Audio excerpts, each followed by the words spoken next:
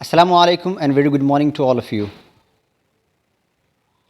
आज की इस क्लास के अंदर मैं इंग्लिश ग्रामर में एक वर्ब की क्लासिफिकेशन के बारे में बयान करने जा रहा हूँ। वैसे तो मैंने वर्ब पे डिटेल्स क्लास ली है, आप जाकर वर्ब्स की दो क्लासेस देख सकते हैं। एक मैंने पार्ट्स ऑफ स्पीच में वर्ब्स को डिस्कशन किया है और मैंने उसमें बताया है कि वर्ब्स क्या होते हैं।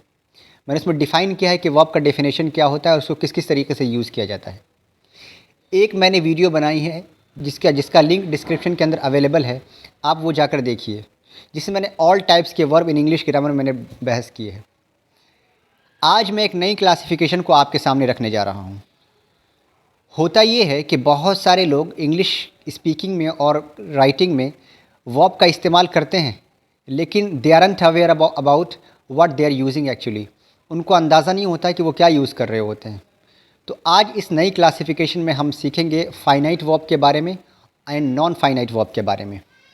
देखिए दोस्तों, फाइनाइट वर्ब्स ऐसे वर्ब्स को कहते हैं जो टेंस, सब्जेक्ट और नंबर के एतबार से अपने रूप को चेंज करते रहते हैं। फॉर एग्ज़ाम्पल, अगर मैं आपसे कहूँ आई रन अ माइल, फिर मैंने आपसे कहा शी रन्स अ माइल, तो आप देख सकते हैं कैसे रन्स में चेंज हो गया है।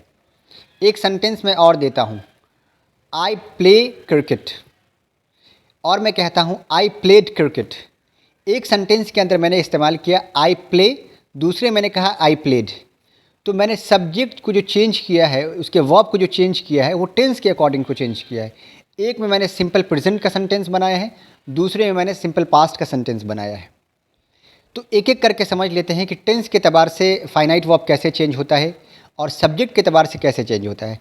टेंस वाले एग्जाम्पल आप याद रखिएगा, I play cricket every day, I play cricket every day, ये सिंपल प्रेजेंट का है। अब अगर हम सिंपल पास्ट में चेंज करेंगे तो हम कहेंगे I played cricket every day, मैंने हर दिन क्रिकेट खेला था या खेला, हो गई बात। तो प्ले प्लेड से चेंज हो गया, ये हो गया टेंस के एतबार से चेंजिंग। आते हैं हम सब्जेक्ट के एतबार से। इसी टेंस के अंदर आप गौर करेंगे कि अगर मैं आपसे दो सेंटेंस कहूँ प्ले वाले एग्जाम्पल पे कि शी प्लेज क्रिकेट, प्लेज मैंने बोला, और अगर मैं आपसे कहूँ आई प्ले क्रिकेट, तो देखेंगे आप कि प्लेज प्ले से चेंज हो गया। क्यों? क्योंकि मैंने सब्जेक्ट चेंज किया। जब मैंने सब्जेक्ट कहा तो आई प्ले कहा, और जब मैंने सब्जेक्ट चेंज किया तब मैंने कह दिया आपसे कि ये प्लेज हो गया। यानी कि प्लूरल सब्जेक्ट के साथ प्लूरल वर्ब का मैंने इस्तेमाल किया, और इसी तरीके से सिंगुलर वर्ब के साथ मैंने सिंगुलर वर्ब का इस्तेमाल किया।